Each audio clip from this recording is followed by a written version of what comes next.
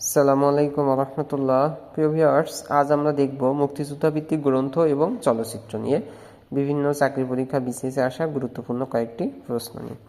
The liberation of Bangladesh গ্রন্থের রচয়িতাকে major general সুকুয়ান্ত Singh. Shawkat উসমানের মুক্তিযুদ্ধ ভিত্তিক উপন্যাস জঙ্গালি। জাহানারা ইমাম রচিত স্মৃতিকথামূলক গ্রন্থ একাত্তরের দিনগুলি। একাত্তরের ডায়েরি লিখেছেন বেগম সুফিয়া কামাল। কামাল।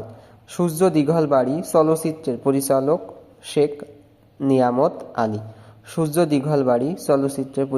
শেখ নিয়ামত আলী। জোছনা ও জননীর গল্প মুক্তিযুদ্ধ ভিত্তিক উপন্যাস। দুই সৈনিক মুক্তিযুদ্ধের উপন্যাস। পায়ের আওয়াজ পাওয়া যায় নাটকের পটভূমি মুক্তিযোদ্ধা। পায়ের আওয়াজ পাওয়া যায় এটা একটা নাটক, আর এর প্রেক্ষাপট কি? মুক্তিযোদ্ধা, আর এটিকে মূলত একটা কাব্যনাট্য বলা হয়। আয়নাবাজি চলচ্চিত্রের পরিচালকের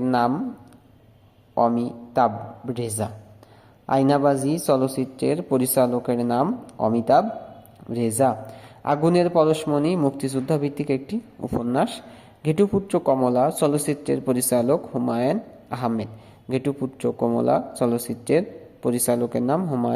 আহমেদ। সবাইকে ধন্যবাদ। যদি ভিডিওটি ভালো লাগে অবশ্যই আমার ত্রিপলি নলেজ SJS ইউটিউব চ্যানেল ও ফেসবুক পেজটি একটা সাবস্ক্রাইব করবেন।